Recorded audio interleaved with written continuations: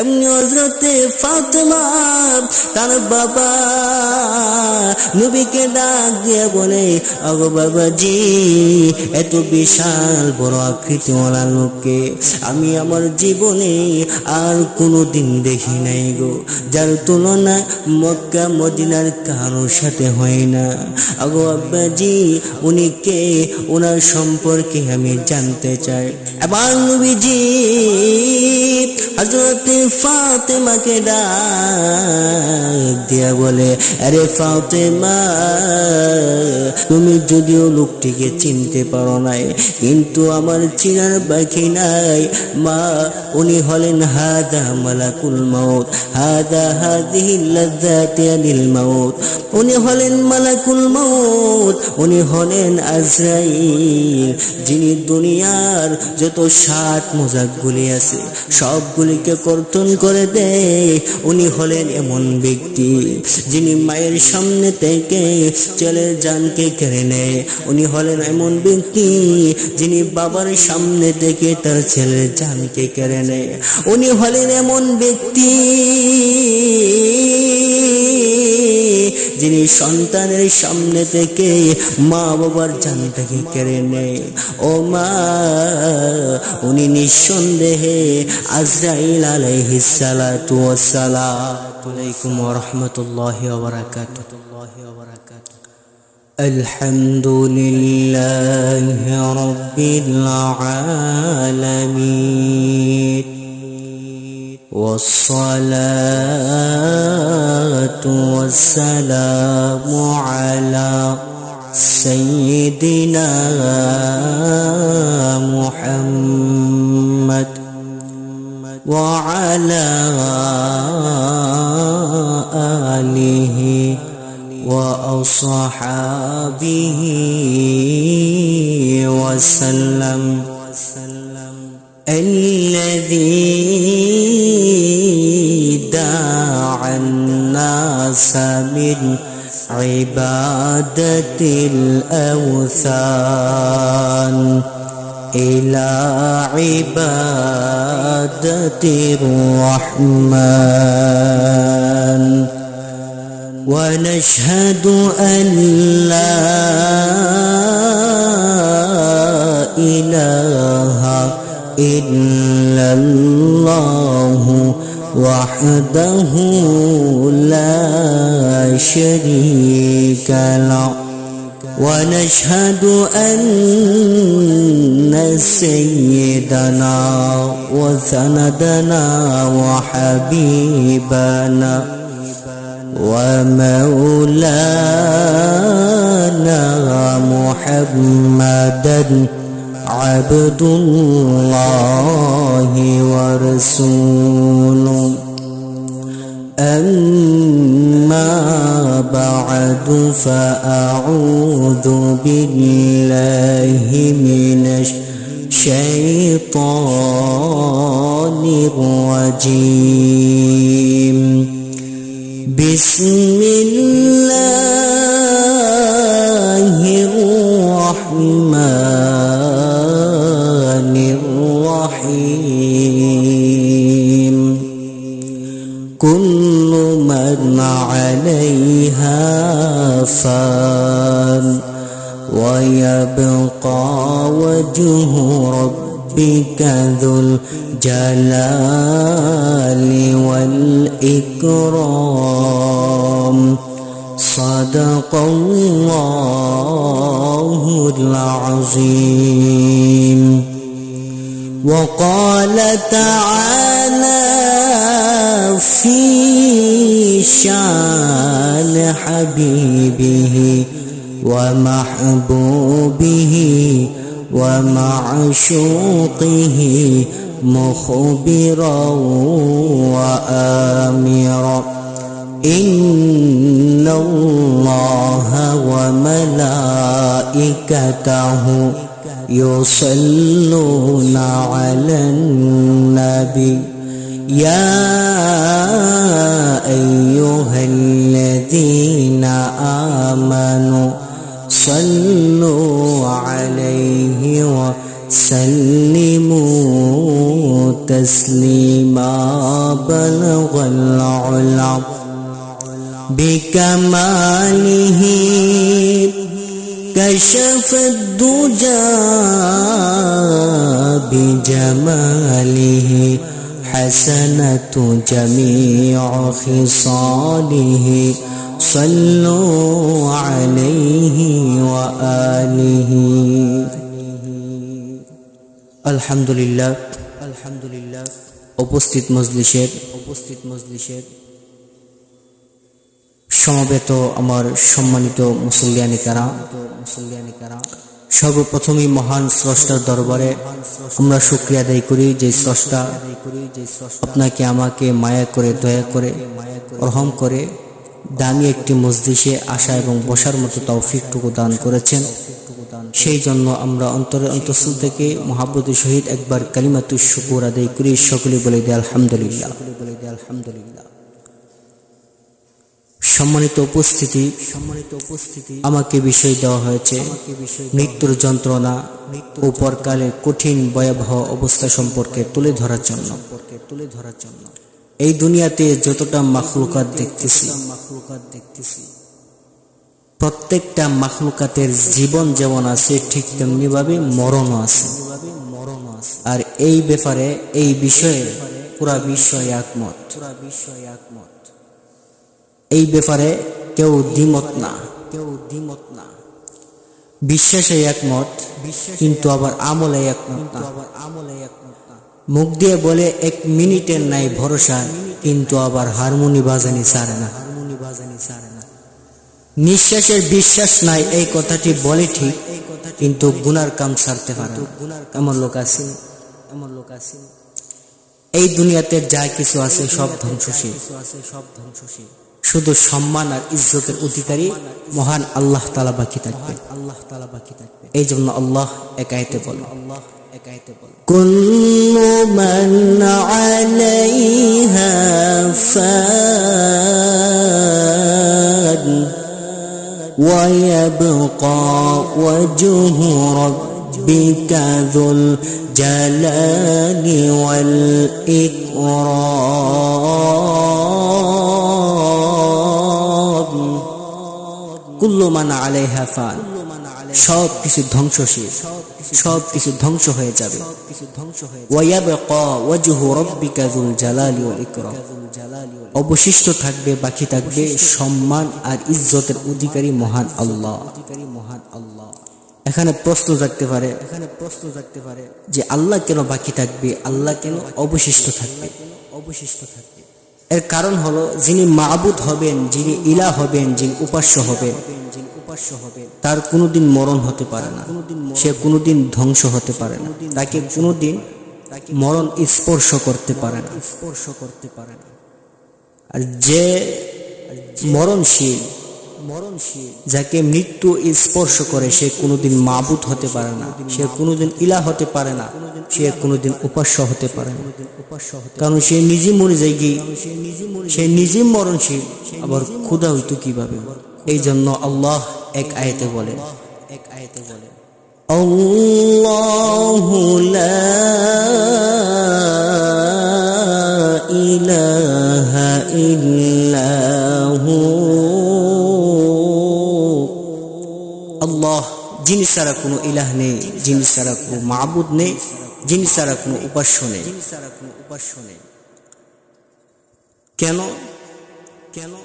যিনি মাবুদ হবেন, যিনি ইলাহ হবেন, যিনি উপাস্য হবেন, তার মধ্যে কিছু কোয়ালিটির প্রয়োজন, কিছু সিফাতের প্রয়োজন, কিছু গুণের প্রয়োজন। যেই গুণগুলি, যেই সিফাতগুলি, যেই কোয়ালিটিগুলি একমাত্র আল্লাহ তাআলার মধ্যে আছে। এর মধ্যে আল্লাহ তাআলা প্রথম নম্বর সিফাত, প্রথম নম্বর গুণ আল্লাহ তাআলা এই আয়াতে কারিমাতে তুলে ধরছে। আল হাইয়ুল কাইয়্যুম,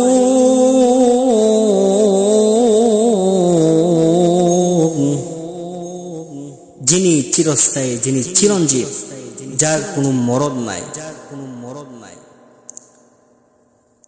কাইয়্যুম শব্দের ব্যাখ্যায় মুফাসসিরিনে কেরাম তাফসীর কিতাবের মধ্যে উল্লেখ করেছেন, আহওয়ালে নাজিরুন ও আমালে হাজিরুন। বান্দার অবস্থান সম্পর্কে যিনি দেখেন এবং বান্দার কাজকর্ম সম্পর্কে যিনি অবগত থাকেন, যিনি উপস্থিত থাকেন, তিনি হলেন একমাত্র আল্লাহ। এই জন্য আল্লাহ বলে যারা মূর্তির উপাসনা করো, যারা মূর্তির পূজা করো, তোমাদের আকল, তোমাদের জ্ঞান, তোমাদের মেধা, দেমা, তোমাদের মিজাজ, তবিয়ত একদম নষ্ট হয়ে গেছে। কারণ তোমরা কি লক্ষ্য করে দেখো না, তোমরা যেই মূর্তির উপাসনা করো, যেই মূর্তির পূজা করো, সেই মূর্তি তো জিন্দা নয়, সেই মূর্তি হলো মুর্দা। হযরত আশরাফ আলী থানভী রাহমাতুল্লাহি আলাইহি তিনি তার কিতাবের মধ্যে উল্লেখ করেছেন, এক ব্যক্তির ঘটনা তুলে ধরেছেন। হযরত আশরাফ আলী থানভী তিনি বলেন, এক ব্যক্তি একটা দুইটা বছর নয়, 80টা বছর ওই ব্যক্তি মূর্তির পূজা করত। একদিন হঠাৎ করে ওই ব্যক্তি মাগরিবের পরে ওই মূর্তির সামনে বসে মূর্তিকে ইয়া সনামু বলে বলে ডাকতেছে। হঠাৎ করে ইয়া সনামু এর জায়গায় ইয়া সমাদু আল্লাহ তাআলার সিফাতি নামটা বের হয়ে গেছে। এবার মহান আল্লাহ গায়বী ভাবে ওই বান্দাকে জানায় দিয়েছে, আরে আমার বান্দা, একটা দুইটা বছর না, 80টা বছর ওই মূর্তির উপাসনা করেছিস, ওই মূর্তিকে ডেকেছিস, একটা বারের মতো কোনো সাড়া পাইলে না। আর মাত্র ভুল ক্রমে একটা বার আমি মহান আল্লাহ তাআলার সিফাতি একটা নাম ইয়া সমাদু শব্দটা বের হয়ে গেছে রে বান্দা, সাথে সাথে আমি মহান আল্লাহ তোর ডাকের সাড়া দিয়ে দিলাম। এই জন্য আমার বন্ধুরা, এই দুনিয়ার বুকে উপাসনা করতে হলে আর বন্দেগী করতে হলে মাত্র আল্লাহ তাআলার উপাসনা করতে হবে, বন্দেগী করতে হবে। মূর্তির পূজা করলে, মূর্তিকে ডাকলে কোনোদিন সেই মুর্দা নামক মূর্তি আপনার সাড়া দিবে না, কোনোদিন সেই মূর্তি আপনার ডাকের সাড়া দিবে না। এই জন্য উপাসনা করতে হলে আর বন্দেগী করতে হলে একমাত্র আল্লাহ তাআলার উপাসনা করতে হবে, আল্লাহ তাআলা বন্দেগী করতে হবে। এবার আসুন মরণের যন্ত্রণা, মৃত্যুর যন্ত্রণা। আল্লাহ নবী, বিশ্ব নবী রাহমাতুল লিল আলামিন যেই দিন পৃথিবী থেকে বিদায় হয়ে যাবে, আম্মা জান আয়েশা সিদ্দিকা রাদিয়াল্লাহু তাআলা আনহা নবীজিকে চাদর মুবারক দিয়ে আবৃত করে ডেকে রেখেছে। হঠাৎ করে নবীজি চাদরের ভিতরে হাত একবার গোটায়, হাতটা একবার লম্বা করে, পা একবার গোটায়, আবার পা দুটি লম্বা করে। এই করুণ অবস্থা দেখে হযরত আয়েশা নবীজির শরীর মুবারক থেকে চাদর মুবারকটা একটু উঠালেন। এমনি তাকাইয়া দেখে রে নবীজির মাথা মুবারক থেকে নিয়া পা মুবারক পর্যন্ত এমন কোন পশম মুবারক বাকি নাই যেখান থেকে আল্লাহর নবীর গাম মুবারক বের হয় না। হযরত আয়েশা বলে, আরে দুনিয়ার মানুষেরা, আমার ধারণা পাল্টে গেল। তাহলে যে আল্লাহ কোরআনে বলেছে, কুল্লু নাফসিন যায়িকাতুল মাউত, প্রত্যেকটা প্রাণী, যে প্রাণীগুলির জান আছে, রূহ আছে, সেই প্রাণীগুলি তাহলেই মরণশীল, এর মধ্যে বিন্দু পরিমাণ কোনো সন্দেহের অবকাশ নাই। হঠাৎ করে নবীজি হযরতে ফাতেমাকে ডাক দিয়া বলে, আরে ফাতেমা, দরজার দিকে তাকাইয়া দেখো রে মা, কে জানে বারবার সালাম দে, কে জানে বারবার অনুমতি চাই ঘরে ঢোকার জন্য। হযরতে ফাতেমা বলে, আজরাইলকে তো দেখা যাওয়ার কথা না, আমি যদি আমার বাবার কাছে বসে থাকি, আমার বাবা যদি বলে, তাহলে আমি আজরাইলকে দেখব নাকি?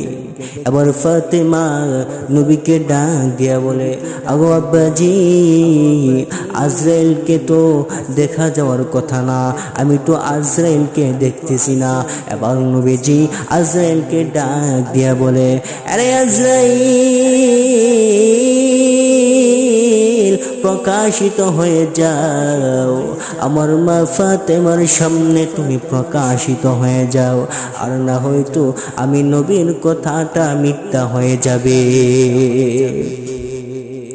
আবার হযরত আজরাইল নবীজির আদেশকে পালন করার জন্য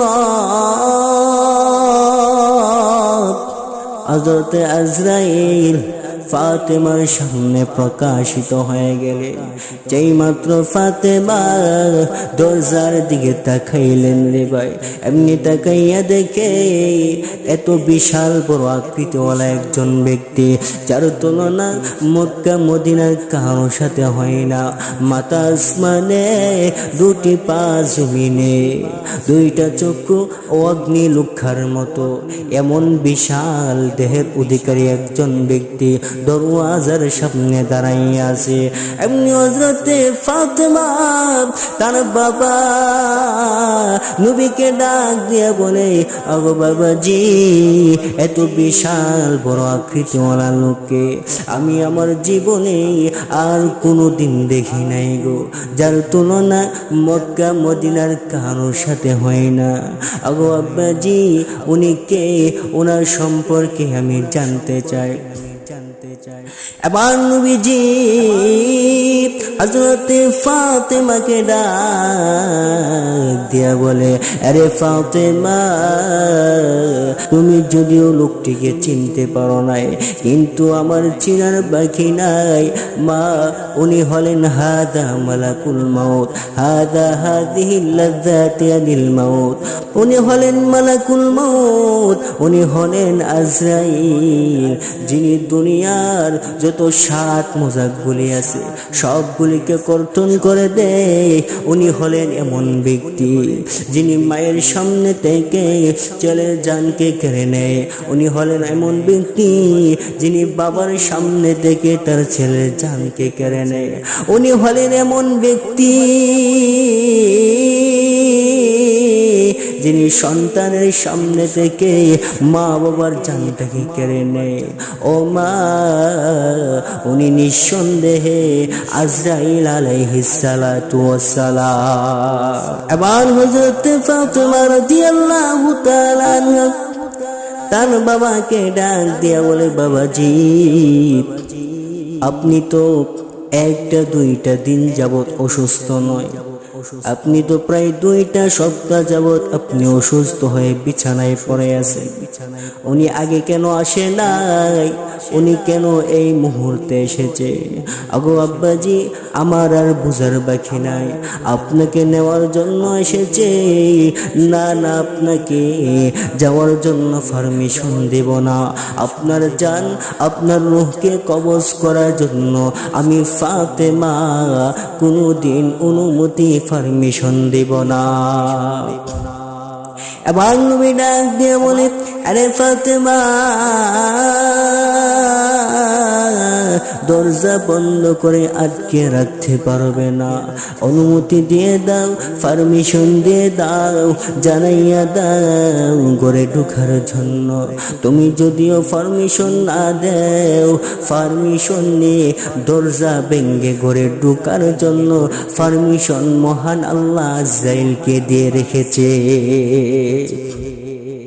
হযরত আজরাইল আলাইহিস সালাতু ওয়াস সালামকে যখন পারমিশন দেওয়া হলো, অনুমতি দেওয়া হলো ঘরে ঢোকার জন্য। এবার হযরতে আজরাইল ঘরে ঢুকে নবীকে সালাম দেয়, আসসালাতু ওয়াসসালামু আলাইকা ইয়া রাসূলুল্লাহ ইয়া হাবিবাল্লাহ।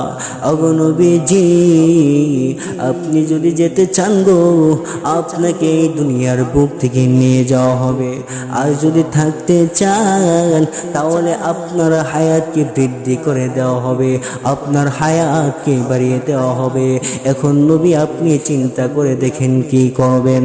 এবার নবীজি হযরতে আজরাইলকে ডাক দিয়ে বলে, আরে আজরাইল, আমি যাব কি যাব না আমি এখন কিছু বলবো না, যতক্ষণ না পর্যন্ত হাত্তা ইয়াতিয়ানি জিবরাইল, যতক্ষণ না পর্যন্ত জিবরাইল আমি নবীর দরবারে আসবে, ততক্ষণ পর্যন্ত আমি তোমাকে কিছু বলতে পারবো না, যতক্ষণ না পর্যন্ত হযরতে জিবরাইল আমি নবীজির দরবারে উপস্থিত হবে। হযরতে জিবরাইল নবীজির দরবারে এসে নবীকে ডাক দিয়া বলে, ইয়া রাসূলুল্লাহ ইয়া হাবিবাল্লাহ। ওগো নবীজি, আল্লাহ তাআলা কোরআনে বলেছে, ইন্নাকা মাইয়িতুন ওয়া ইন্নাহুম মাইয়িতুন। নবী গো, আপনিও মরণশীল, আপনার দুশমনেরাও মরণশীল। নবীজিকে ইঙ্গিত দিয়েছে হযরতে জিবরাইল দুনিয়া থেকে বিদায় হয়ে যাওয়ার জন্য, নবীকে ইঙ্গিত দিয়েছে। এবার নবীজি চোখের পানি ছেড়ে দিয়া কান্না আরম্ভ করছে। এমনি জিবরাইল নবীকে ডাক দিয়া বলে, ইয়া রাসূলুল্লাহ ইয়া হাবিবাল্লাহ। ওগো নবীজি, আপনি কেন কান্না করেন গো? আপনার তো পরকালে নাজ নিয়ামতের কোনো অভাব নেই, আপনি কেন কান্না করেন? বুঝতে পেরেছি আপনি খাতুনে জান্নাত ফাতেমার জন্য আপনি কান্না করেন। নবী ডাক দিয়া বলে, না রে না জিবরাইল, আমি খাতুনে জান্নাত ফাতেমার জন্য কান্না করি না, কারণ খাতুনে জান্নাত ফাতেমার জন্য মহান আল্লাহ ঘোষণা দিয়েছে, আমার কন্যা ফাতেমা পরকালে জান্নাতি মহিলাদের সরদারনি হবে। এবার জিবরাইল ডাক দিয়ে বলে, ইয়া রাসূলুল্লাহ ইয়া হাবিবাল্লাহ। ওগো নবীজি, তাহলে কি আপনি আপনার নাতি হাসান হুসাইনের জন্য কান্না করেননি? নবী ডাক দিয়া বলে, না না আরে জিবরাইল, আমি আমার নাতি হাসান হুসাইনের জন্য কান্না করি না, কারণ আমার নাতি হাসান হুসাইনের জন্য মহান আল্লাহ ঘোষণা দিয়েছে, মহান আল্লাহ জানিয়ে দিয়েছে হাসান হুসাইন জান্নাতি পুরুষদের সরদার হবে। তাহলে নবী আপনি কার জন্য কান্না করেন? আপনি কি আয়েশার জন্য কাঁদেন? নবী ডাক দিয়া বলে, না আমি আয়েশার জন্য কান্না করি না, আমি ফাতেমার জন্য কাঁদি না, আমি হাসান হুসাইনের জন্য কান্না করি না। আরে জিবরাইল, আমি কান্না করি আমার গুনাহগার উম্মতের লাগি, কারণ আমি নবী যদি দুনিয়ার বুক থেকে বিদায় হয়ে যায়, আমার উম্মতের কি অবস্থা হবে? আমার উম্মতের জিম্মাদারির দায়িত্ব কে নেবে? আমি যদি দুনিয়া থেকে বিদায় হয়ে যাই, যদি মহান আল্লাহ আমি বিদায় হয়ে যাওয়ার পরে আমার উম্মতগুলিকে সবগুলিকে একসাথে আযাব দিয়ে যদি ধ্বংস করে দেওয়া হয়, তাহলে আমার উম্মতের কোনো উপায় থাকবে না। এই জন্য আমি দুইটা চোখের পানি ছেড়ে দিয়ে কান্না করতেছি। এবার জিবরাইল নবীকে ডাক দিয়া বলে, ইয়া রাসূলুল্লাহ ইয়া হাবিবাল্লাহ।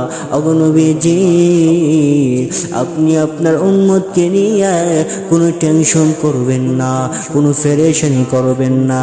ওগো নবীজি, আমি ঘোষণা দিলাম আপনার উম্মতের সুসংবাদ, আপনি যদি দুনিয়ার বুক থেকে বিদায় হয়ে যান, তাহলে আপনার উম্মতের খবর আপনার রওজা মুবারকে পৌঁছায়া দেওয়া হবে। আমিও আছি, একদল ফেরেশতা আছে। আল্লাহ রাব্বুল আলামিন যতটা মাখলুকাত সৃষ্টি করেছে এই পৃথিবীর বুকে, হযরতে আম্মার ইবনে ইয়াসির থেকে হাদিস বর্ণিত, ফেরেশতাদের ততটা কান আছে এই পৃথিবীর বুকে। যে কোনো সময়, যে কোনো মুহূর্তে, যে কোনো বান্দা বান্দি আপনার উপর দরুদ পাঠ করবে গো, ওই বান্দা বান্দির বাবার নাম, দাদার নাম, 14 গোষ্ঠীর নাম সহ, ঠিকানা সহ মুহূর্তের মধ্যে আপনার রওজা তাহারে পৌঁছায়া দেওয়া হবে। আপনি কোনো চিন্তা করবেন না, কোনো পেরেশানি করবেন না, কোনো পেরেশানি করবেন না। আর মুসলমান, এখানে শুধু ক্ষান্ত হয় নাই, এবার জিবরাইল আল্লাহ রাব্বুল আলামিনের দরবারে উপস্থিত হলেন। এবার জিবরাইল মহান আল্লাহ তাআলাকে ডাক দিয়া বলে, আগো মহান মালিক, আপনার নবী তো আপনার বান্দা বান্দির জন্য কান্না করে, নবীর উম্মতের জন্য কান্না করে। এবার মহান আল্লাহ হযরত জিবরাইলকে ডাক দিয়া বলে, আরে জিবরাইল, আমার নবীকে জানাইয়া দাও, আমার নবী যেন তার উম্মতের জন্য কান্না না করে। আমার নবীর উম্মত যদি মরণের একটা বছর আগে আমি মহান আল্লাহ তাআলার দরবারে যদি খাঁটিভাবে তওবা করতে পারি, আমি মহান আল্লাহ আমার নবীর খাতিরে আমার নবীর উম্মতের জিন্দেগির গুনাহ খাতাগুলি মাফ করে দেব। আবার জিবরাইল নবীকে ডাক দিয়া বলে, ইয়া রাসূলুল্লাহ, ইয়া হাবিবাল্লাহ, ওগো নবীজি, আপনার উম্মত যদি মরণের একটা বছর আগে মহান আল্লাহ তাআলার দরবারে তওবা করে গো, মহান আল্লাহ আপনার খাতিরে আপনার উম্মতের জিন্দেগির গুনাহগুলি মাফ করে দেবে। এবার নবীজি হযরত জিবরাইলকে ডাক দিয়া বলে, আরে জিবরাইল, না না, এটা তো বহুত লম্বা সময় হয়ে যায়, আমার মালিককে গিয়ে বলো রে, আমার মালিক যেন তাওবার সময়টাকে যেন আরো সংকীর্ণ করে দেন। এবার জিবরাইল মহান আল্লাহকে ডাক দিয়া বলে, ওগো মালিক, তাওবার সময়টাকে সংকীর্ণ করে দেওয়ার জন্য আপনার নবী আমাকে জানিয়ে দিয়েছে। এবার মহান আল্লাহ জিবরাইলকে ডাক দিয়া বলে, আরে জিবরাইল, যাও যাও, আমার নবীকে জানাইয়া দাও, আমার নবীর উম্মত যদি মরণের 6টা মাস আগে আমি মহান আল্লাহ তাআলার দরবারে যদি খাঁটিভাবে তওবা করতে পারে, আমি মহান আল্লাহ আমার নবীর খাতিরে আমার নবীর উম্মতের জিন্দেগির গুনাহগুলি মাফ করে দেব। যাও জিবরাইল, নবীজির কাছে যাও, গিয়ে এই সুসংবাদ, এই ঘোষণা শোনাইয়া দাও। নবীজি এই ঘোষণা শুনে জিবরাইলকে ডাক দিয়ে বলে, জিবরাইল, 6 মাস এটা অনেক লং টাইম, লম্বা চড়া সময়, এই সময়ে আমার উম্মত তাওবা করা সম্ভব হবে না, তাওবা করবে আবার গুনাহ করার সুযোগ হয়ে যাবে, গিয়ে বলো তাওবার সময়টা যেন আরো সংকীর্ণ করে দেয়। শেষ পর্যন্ত আল্লাহ তাআলা জিবরাইলের মাধ্যমে নবীজির কাছে সংবাদ পাঠাইছে, আমার নবীকে জানাইয়া দাও, আমার নবীর উম্মত যদি মরণের আগ মুহূর্তে আমি আল্লাহ তাআলার দরবারে খাঁটিভাবে তওবা করে, আমি আল্লাহ নবীর খাতিরে আমার বান্দা বান্দির সকলের পিছনের গুনাহগুলি আমি আল্লাহ মাফ করে দেব। এই জন্য এই মৃত্যুর যন্ত্রণা খুব কঠিন। নবীজির যখন সাকরাতের সময়টা আরম্ভ হয়ে গেছে, তখন নবীজি হযরত আজরাইলকে ডাক দিয়ে বলে, আজরাইল, তুমি যেন আমার বুকের মধ্যে উহুদ পাহাড়টা যেন রেখে দিয়েছ। নবীজির যদি এরকম হয়, এমন অবস্থা হয়, তাহলে আপনার আর আমার কি অবস্থা হবে ভাই? একটু খেয়াল করে দেখি। এই দুনিয়াটা অস্থায়ী, ক্ষণস্থায়ী, কিছুদিনের জিন্দেগি। কোনো এক সময় ছিলাম না, এখন আসি, আবার দুনিয়া থেকে বিদায় হয়ে যাব। এই জন্য আমরা আমাদের জীবনটাকে সঠিক পথে পরিচালিত করতে হবে। আল্লাহ তাআলা এই সংক্ষিপ্ত মুখতাসার কথার উপর প্রত্যেককে আমল করার মতো তৌফিকটুকু এনায়েত করুক।